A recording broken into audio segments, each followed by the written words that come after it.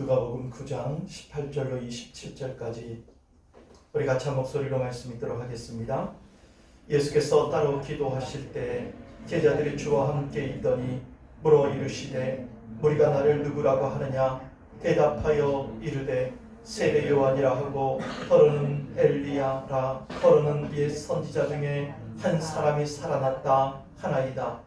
예수께서 이르시되 너희는 나를 누구라 하느냐?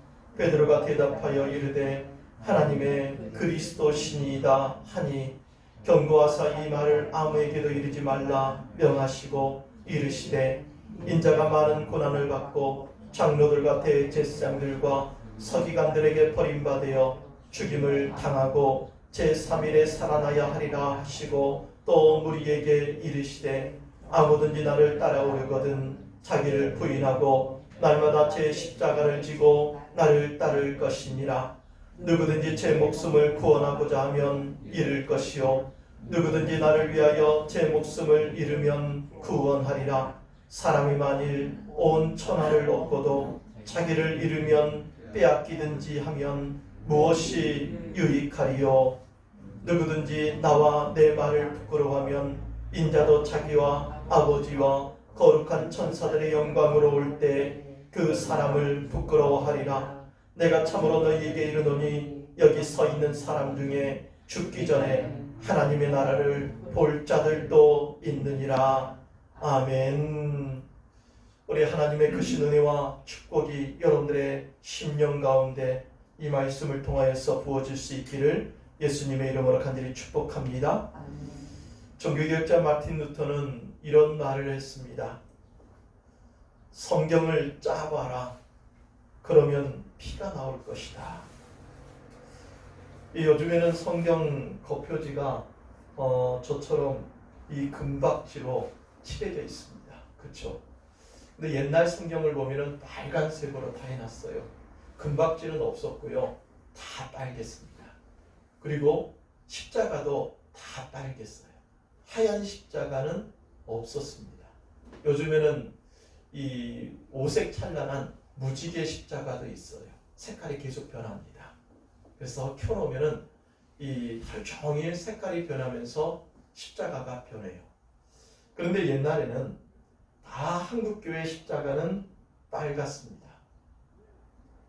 그리고 종탑은 전 세계 어디에도 다 종탑이 있지만 이 십자가의 네온 사인은 한국밖에 없어요. 그래서 저녁에 이 옛날에 이 남산에 가면은 남산에서 밑에 딱 쳐다보면은 저녁에 한 10시 정도 되면은 이 다 빨간 십자가밖에 안 보였어요. 근데 요즘에는 하얀 십자가가 더 많이 보이고요. 빨간 십자가는 간간히 보입니다. 그러니까 왜 한국 교회만 이렇게 십자가도 빨간 십자가, 그리고 성경책도 빨간 성경책으로 해놨느냐? 바로 이 성경의 가장 핵심이 예수님의 보혈이기 때문에. 그래서 이 십자가의 그런 그 보혈, 예수님의 그 피, 이것이 바로 성경에서 말씀하고 싶었던 그러한 주제로 여겼기 때문에 다 빨간색으로 해놨어요. 그 성경의 주제는 바로 십자가입니다. 기독교의 본질도 십자가로 얘기할 수 있어요. 그래서 구약 성경에서는 이 십자가에 대한 예언의 말씀으로 가득 차 있고요. 그리고 신약 성경은 십자가의 성취로 가득 차 있습니다. 그러니까 예수님께서 십자가의 그런 예언의 그런 이 핵심으로서, 그리고 십자가의 성취의 주도자로서 우리에게 항상 드러나시는데, 그렇기 때문에 우리는 항상 십자가를 생각하고 십자가를 따라가는 그러한 삶이 있어야 되겠고요. 그래서 설교자들도 항상 십자가가 이 설교의 핵심에 자리 잡습니다.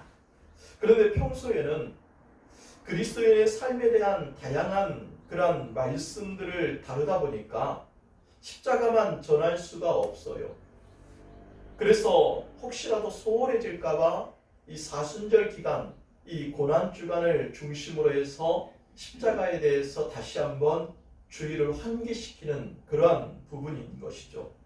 우리가 지금 사순절을 지금 보내고 있는데 예수 그리스도의 십자가를 묵상하면서 우리 신앙의 본질을 회복하는데 그리고 더 성숙하기 위해서 나아가는 기간으로 우리가 삼아야 할 줄로 압니다. 그래서 오늘 본문에서 이 예수님께서 공생의 가운데에서 최초로 십자가의 죽으심과 부활을 예언하시는 그런 말씀이 기록되어 있는 그런 본문의 말씀이에요. 예수님께서 제자들에게 처음 질문하신 그 질문이 뭡니까? 사람들이 나를 누구라 하더냐라는 질문이죠. 지금까지 예수님께서는 제자들에게 예수님 당신에 대해서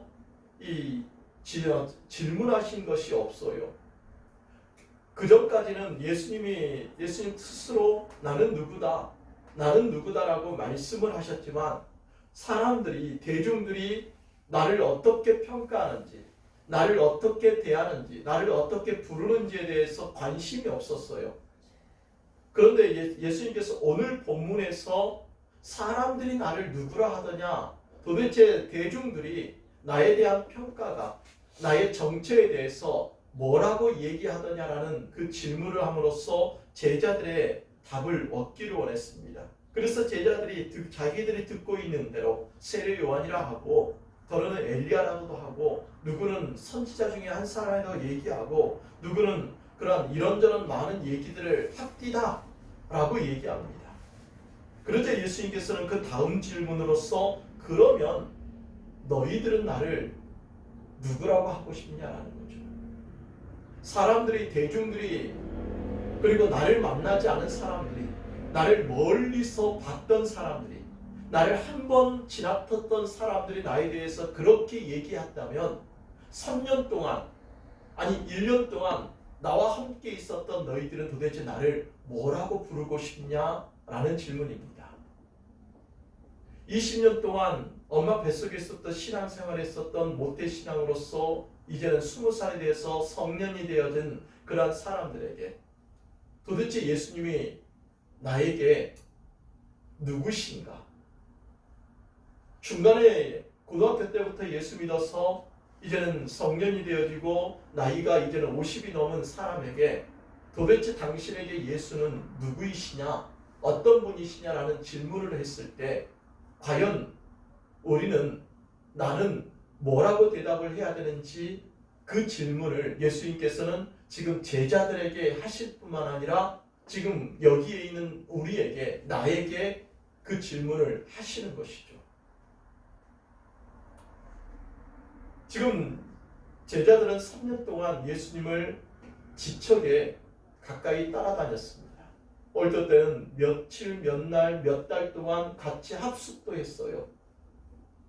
그리고 어떨 때는 떨어졌다가 다시 예수님을 만나서 같이 지내기도 하고 여행도 오랫동안 다녔고요.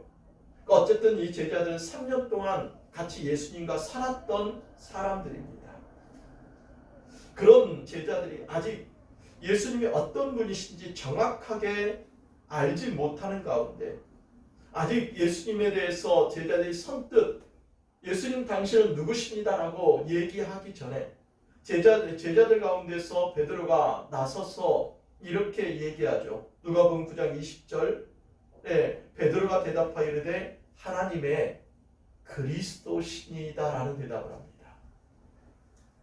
누가복음 9장에서 말하고 있는 하나님의 그리스도라는 대답과 그리고 병행 구절이 똑같은 본문을 똑같은 장면을 이 마태복음 16장 16절에서는 마태는 그 똑같은 상황을 이렇게 기록하고 있어요. 시몬 베드로가 대답하여 이르되 주는 그리스도시요 살아계신 하나님의 아들이십니다.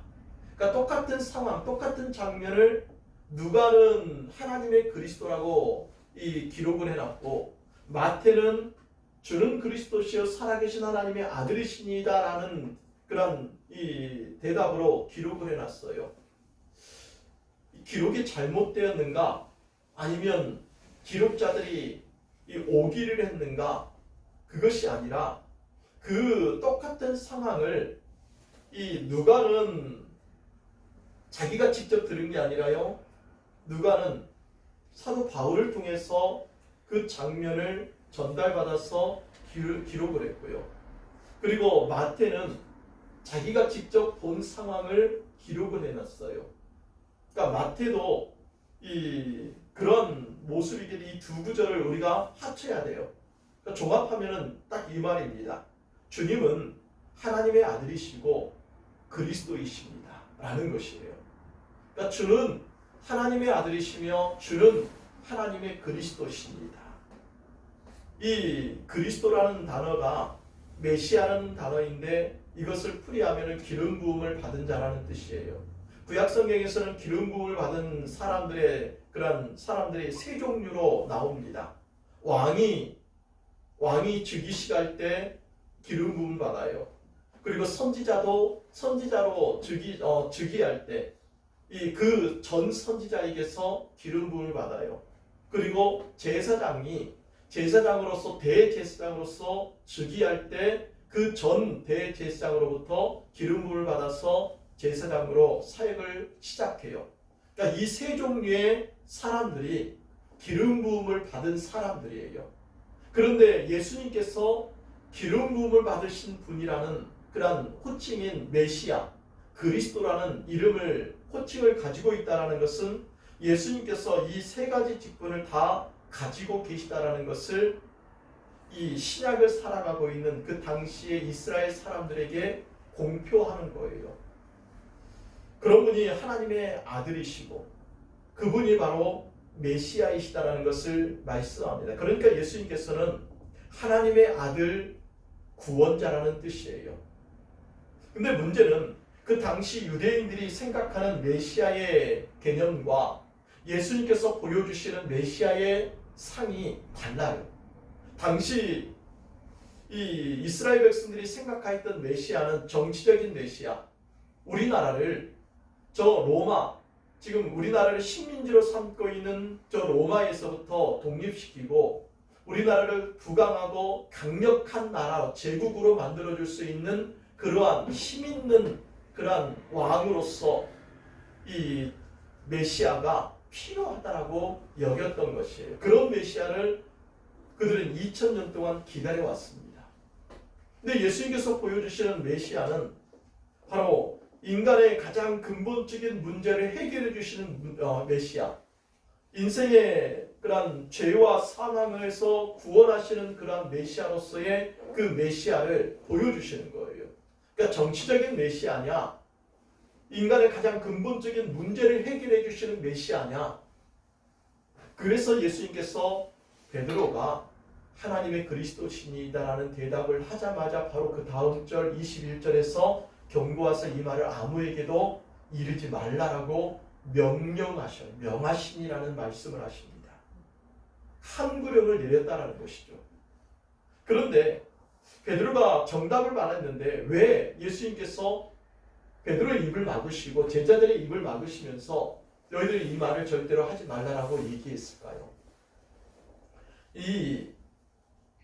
예수님께서 이 말씀을 하신 이유는 베드로의 대답이 정답인데 예수님께서 이 땅에 오신 목적과 그리고 지금 베드로가 대답한 것이 너무나 시기적으로 맞지 않기 때문에 그래요. 한 사례가 오병이의 사건이 일어났을 때 사건이 벌어집니다. 그러니까 또 보리떡 5개 물고기 2마리로 5,000명이 넘는 사람들을 배불리 먹이시고 그리고 그들을 흐트러뜨려 놓으시죠. 근데 그들을 흐트러뜨려 놓으실 때 사람들의 반응이 뭐냐면은 이런 분이 이렇게 우리를 굶주린 가운데서 이렇게 배불리 먹이신 분이 우리의 왕이시면 얼마나 좋을까? 우리가 식민지에서 정말 굶주리고 저 사람들에게 먹을 것 다 빼앗기고 이렇게 힘든 상황 속에서 저 예수님이 우리의 왕이시면 우리가 배불리 먹을 수 있고 우리가 이 로마의 압제에서 벗어날 수 있지 않을까라고 하는 꿈을 꾸는 거예요. 그래서 그 당시에 5,000명이 되는 그 사람들이 예수님을 정치적인 메시아, 우리의 왕이시다, 우리 왕으로 삼자라는 그러한 생각들이 그들 속에 확 일어나 버린 거예요. 그래서 예수님께서 황급하게 그 사람들의 반응을 딱 보시자마자 제자들을 바다 건너편으로 먼저 보내셔요. 그리고 예수님께서는 그들을 몰래 산으로 그냥 올라가 버리십니다. 그러니까 사람들이 예수님을 찾을 때 예수님을 찾을 수가 없이 예수님께서는 바로 산으로 올라가 버리시는 모습을 우리에게 보여줘요. 그러니까 예수님께서는 인간의 가장 본질적인 메시아로서의 사역을 하기 위해서 왔는데 그 당시에 이스라엘 사람들은 정치적인 메시아로서의 예수님을 원한 거예요. 사람들의 메시아관이 서로 충돌하니까 그 충돌하는 그 가운데에서 이 베드로가 하나님의 그리스도이십니다라는 대답이 예수님에게는 정답이지만 시기적으로는 맞지 않기 때문에 그들에게 함구하신 거예요. 그래서 예수님께서는 제자들에게 메시아관을 바로 잡아주려고 합니다. 그것이 바로 누가복음 9장 22절의 말씀인 부분인데 이르시되 인자가 많은 고난을 받고 장로들과 대제사장들과 서기관들에게 버림받아 죽임을 당하고 제3일에 살아나야 하리라. 내가 이 세상에 온 목적이 무엇이냐라는 것을 제자들에게 그제서야 알려주시는 거예요. 그 전에는 예수님께서 하나님의 나라 복음에 대해서만 가르쳐줬습니다.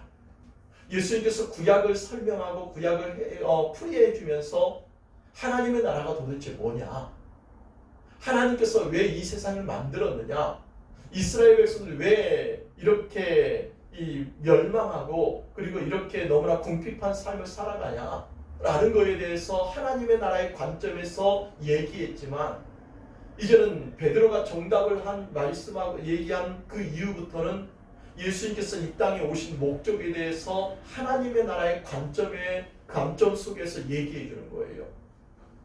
그래서 예수님께서 이 땅에 오시지 않아도 되었어요. 예수님께서 굳이 오지 않아도 구원을 이룰 수 있고요. 예수님께서 이 땅에 오지 않아도 하나님의 나라가 성취될 수 있습니다. 하나님은 능히 그러실 수 있는 분이시니까. 그런데도 불구하고 예수님께서 그 시기에 그렇게 예수님께서 육신을 입으시고 이 땅에 오신 목적은, 우리 한번 따라서 하겠습니다. 십자가를 지시기 위해서. 십자가를 지는 거예요. 그래서 오늘 제목이 십자가 지기예요. 십자가 지기라고 하는 것은 십자가를 지키는 사람 얘기하는 게 아니라 십자가를 진다라는 얘기죠. 예수님께서 우리에게 말씀하고 계시는 예수님에 대한 올바른 신앙 고백이 무엇입니까?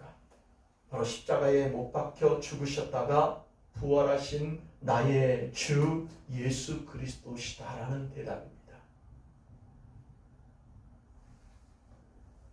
우리 한번 같이 따라서 합니다. 십자가에 못 박혀 죽으셨다가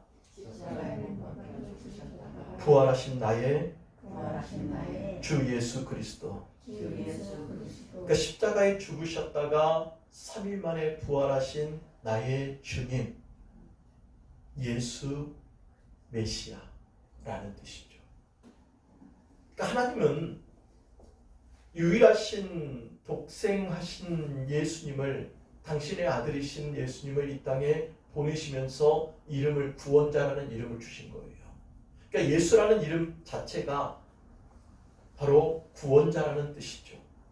요한복음 10장 30절에 나와 아버지는 하나시다. 요한복음 14장 6절에서는 예수께서 이르시되 내가 곧 길이요 진리요 생명이니 나로 말미암지 않고는 아버지께로 올 자가 없다라고 말씀하십니다. 영국의 옥스퍼드 대나 캠브리지 대의 영문학 교수를 지냈던 C.S. 루이스가 이런 말을 한 적이 있습니다. 예수님의 말씀이 사실이 아니라면 그는 정신 이상자이거나 혹은 사기꾼이지 결코 도덕적인 스승은 될 수 없다.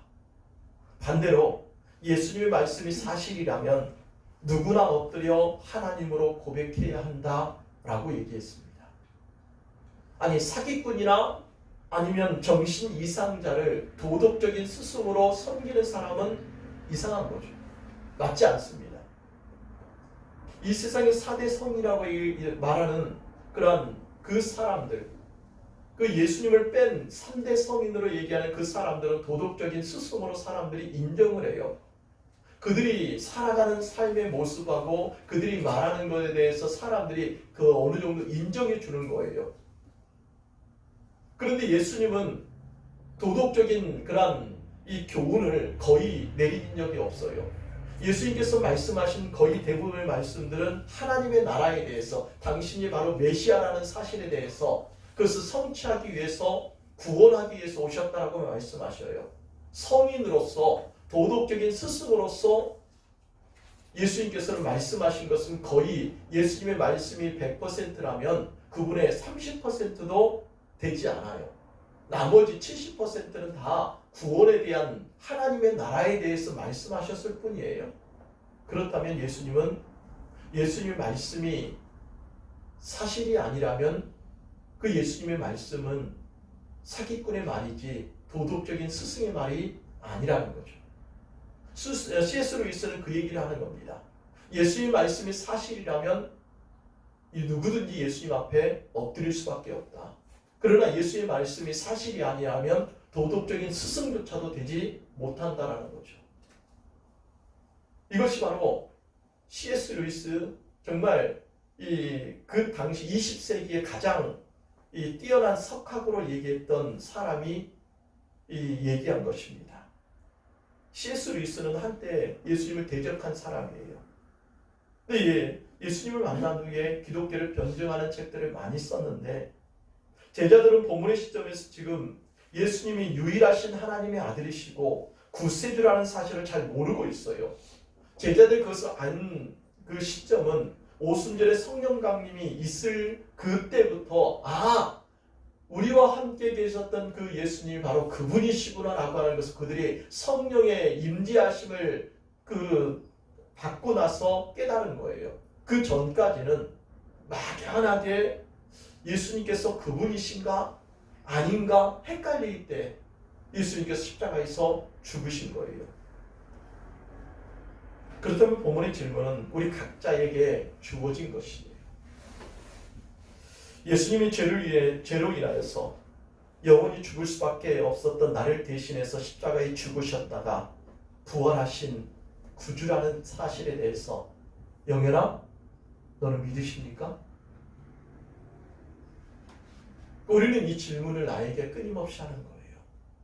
진짜 예수님께서 정말 사망과 죄로 인하여서 이미 죽었던 나를 위해서 십자가에 죽으셨고, 그리고 3일 만에 부활하신 나의 주님이시고 나의 메시아라는, 나의 구원자라는 사실을 내가 믿느냐? 너 믿냐, 정서가? 라고 했을 때 아멘만, 저는 믿습니다. 저는 이 사실을 지키기 위해서 저의 삶과 저의 영혼과 저의 육신과 저의 목숨까지도 바꾸겠습니다. 이게 선조들이 지켰던 신앙의 고백이었어요.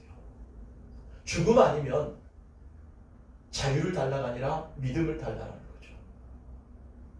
나를 죽이려고 할 거면 죽이고 살릴 거면 살려라. 나는 이 사실, 정말 예수 그리스도가 나를 구원하신 메시아이시고 나의 주님이라는 그 사실에 대해서 나는 절대로 물러서지 않겠다라고 하는 것이 제자들의 고백이고, 그리고 우리의 믿음의 선조들의, 신앙의 선배들의 믿음이며 바로 나의 믿음이 되어지기를 예수님의 이름으로 간절히 축복합니다. 이미 우리가 이러한 고백을 했다면 구원받고 영생 얻은 하나님의 자녀가 된 줄로 우리는 믿습니다. 예수님은 나의 주 그리스도라는 분명한 고백이 우리의 구원의 확신으로 자리 잡고, 우리가 이 땅에 살아가면서 그 어떤 것과 바꿀 수 없는 그러한 오로지 하나님께서 나를 인정해 주시는 그 진리로 여기시는 여러분들의 심령 속에 있는 분명한 빛으로 여겨지기를 간절히 소망합니다. 근데 정말 중요한 사실이 하나 있어요. 우리의 신앙 고백이 정말 진실하다면 거기에서 그치지 않아야 한다는 것이죠. 그러니까 우리는 신앙 고백에서 멈추는 사람이 아니라 신앙 고백은 우리의 신앙의 출발점이에요. 우리의 믿음의 출발점이에요. 항상 신앙 고백에서부터 우리의 신앙의 삶을 시작합니다. 신앙 고백이 분명하지 않으면 아직 신앙생활을 하지 못했다라고 우리는 분명하게 얘기할 수도 있어요. 그래서 신앙이 우리의 삶의 모습으로서 이어질 때 그 진정성이 증명되어진다는 것이죠. 그러니까 입술의 고백은 구원받기 위한 신앙의 기본이고, 삶의 고백은 구원받은 사실을 확인해주는 신앙의 확증이 되어지는 거예요. 아, 정말 예수 믿는구나. 정말 예수 믿지 않구나. 너는 말로만 믿고 있구나. 너는 진짜로 믿고 있구나. 이 고백의 그 기준점이 뭐냐면은 신앙 고백이 삶으로 연결되어야 되죠.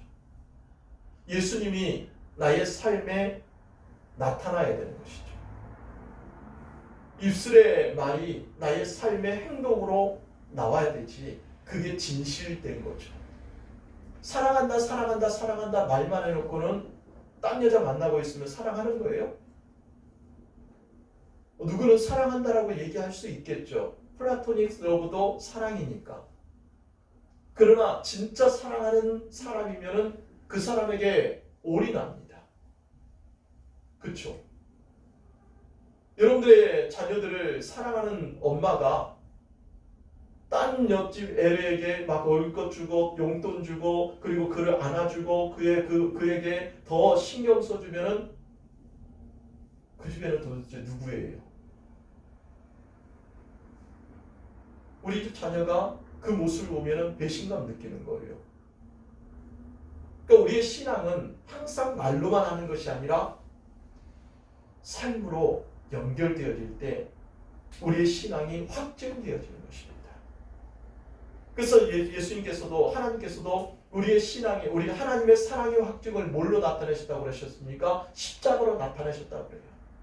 내가 너희들을 사랑한다 라고 하는 것을 구약성경에서 끊임없이 말씀하셨던 하나님께서 신약성경에서 가장 첫 번째 마태복음, 마가복음, 누가복음, 요한복음 그 사복음서, 예수님의 행적을 나타내는 그 복음서에서 예수님의 그 십자가에서의 죽으심과 부활을 통하여서 내가 너를 사랑한다 라고 하는 것을 확증하셨다라고 사도 바울은 고백하는 거죠. 우리의 신앙의 확증도 우리의 삶으로 도장 찍어줘야 돼요.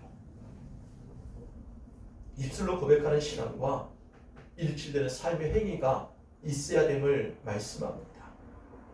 그래서 이것을 신행일치라고 해요. 예수님도 이런 사실을 마태복음 7장 21절에서 나더러 주여 주여 하는 자마다 다 천국에 들어갈 것이 아니요, 그 다음에 뭡니까? 다만 하늘에 계신 아버지의 뜻대로. 누구 아버지의 뜻대로요? 내 아버지의 뜻대로 행하는 자라야 들어가리라. 그러니까 주여 주여 한다라는 것은 입술의 고백이에요. 나 종교가 기독교인데요. 저는 매 주일마다 교회 가서 예배 드리는데요. 저는 일주일에 그래도 성경 읽는데요. 저는 그래도 하루에 한 번 이상 기도합니다. 저는 헌금도 하고 있고요. 저 청소도 봉사도 하고 있고요. 그러면서 저 직분도 있어요 하면서 얘기하는 그런 많은 얘기들이, 그러면 너의 삶 속에서 그 믿음을 보여주는 것이 뭐야? 라고 증명을 해봐 라고 했을 때 딱 도장 찍어줄 수 있는, 인주를 딱 내놨을 때 그래도 딱 찍어가지고 나 찍을 수 있어 라고 보여줄 수 있는 것, 이게 신앙의 확증이죠. 본문에서 예수님께서 하신 말씀도 그런 부분에서 우리에게 말씀하는 거예요. 올바른 신앙 고백이 있다면 그럼 이제부터는 한번 삶으로 한번 보여줘봐. 그래서 누가복음 9장 23절에서 뭐라고 말씀하시냐면 우리 같이 한번 말씀을 한번 읽어보도록 하겠습니다. 23절입니다. 같이 읽겠습니다. 시작. 또 우리에게 이르시되 아무든지 나를 따라오려거든 자기를 부인하고 날마다 제 십자가를 지고 나를 따를 것이니라. 나를 따라오려거든. 너 진짜 믿고 있지? 너 진짜 신앙 고백하고 있지? 너 신앙 고백했으면 이제 나를 따라와야 되는데, 나를 따라오려면 뭐 해야 된다고요? 너를 부인해. 너는 없는 사람이야. 너는 이제부터는 너의 이름은 없어. 너의 존재 자체는 중요하지 않아. 뭐가 중요해요? 십자가를 지고 가는 너가 중요해. 십자가를 지고 나를 따라오느냐? 십자가를 지지 않고 나를 따라오느냐에 따라서 너가 나를 따라오는지 따라오지 않는지, 너의 신앙 고백이 진짜인지 아닌지를 내가 판단할게. 그래서 날마다 너의 십자가, 너에게 주어진, 하나님께서 너에게 주신 내가 짊어졌던 그 십자가, 똑같은 그 십자가를 네가 지고 나를 따라오면 너의 신앙 고백은 오케이, 괜찮아, 좋아, 그것은 내가 인정해 줄게. 그런데 너가 너의 인생에서 하나님이 너에게 준 그 십자가를 지지 않고 나를 따라온다면 너의 신앙 고백은 입술의 고백뿐이지 너의 삶은 신앙의 확증이 없어. 가짜 고백으로 내가 인정할 거야. 이겁니다. 근데 사람들은 대부분 여기에서 걸리죠. 돈 많은 부자 많으니 예수님을 정말 믿는다고, 내가 이것도 하고 저것도 하고 많은 것도 했습니다 라고 했을 때 예수님께서 내가 그거 인정해 줄게. 너 그거 참 잘했어. 근데 너에게 부족한 것이 딱 한 가지 있는데 너 부자잖아. 너 돈 있는 거 가난 다 팔아가지고 가난한 사람들 나눠주고 너 나 따라올래? 그때 부자 많으니 어떻게 합니까? 근심하면서 예수님을 따르지 못해요. 왜냐하면 자기가 가지고 있는 것을 다 부인하는 것에 대해서 힘들어하는 거예요. 예수님께서는 오늘 주보에다가도 이 기록을 해놨는데, 오늘 이 예배 순서지 바로 옆에 간략하게 써놨습니다. 한번 따라서 하겠습니다. 예수님은 제자를 원하시지 팬을 원하시는 것이 아니다. 많은 아이돌들, 연예인들에게 팬이 있죠. 팬클럽이 있죠. 그들은 그 아이돌이, 그 연예인이 너무 좋아서 팬이 된 거예요. 지지해 주는 거예요. 팬은 목숨 거는 사람이 아니에요. 팬은 지지를 할 뿐이에요. 그런데 예수님께서는 그런 팬, 예수님을 지지하고 예수님을 환호하고 예수님을 그렇게 좋아하는 사람을 원하는 게 아니라 예수님은 제자를 원하십니다. 자기를 부인하고 제 십자가를 지고 따라오는 사람. 그래서 구체적으로 제자의 삶에 대해서 뭐라고 말씀하냐면은 제 십자가를 날마다 지고 나를 따르는 사람. 이게 진짜 제자예요. 그러니까 세 가지의 모습으로 우리에게 이 제자의 모습을 우리에게 보여주는데, 먼저 예수님의 참 제자라고 하는 사람들은요, 자기를 부인하는 삶이 있어요. 나를 부인하는 거예요. 저는 아무것도 아닙니다. 왜요? 왜 내가 아무것도 아니죠? 제 이름도 있고요. 제가 지금까지 살아온 인생도 있고요. 얼마나 제가 나의 인생을 사랑하고 그리고 나의 존재를 사랑하는데요. 근데 왜 나를 부인하라고 하세요? 라고 할 때, 너는 죄로 죽었잖아. 너는 이 세상의 사망 가운데서 같이 죽은 사람이잖아.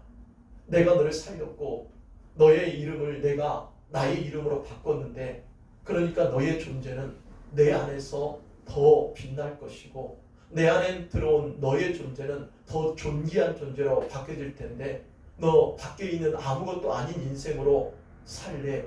내 안에서 더 빛나고 존귀한 인생으로 살래? 라는 질문을 하실 때, 주님, 제가 저를 부인하고 내가 예수님 안에서 나를 이제부터는 새롭게 되어진 나를 인정하겠습니다. 이게 자기 부인이에요.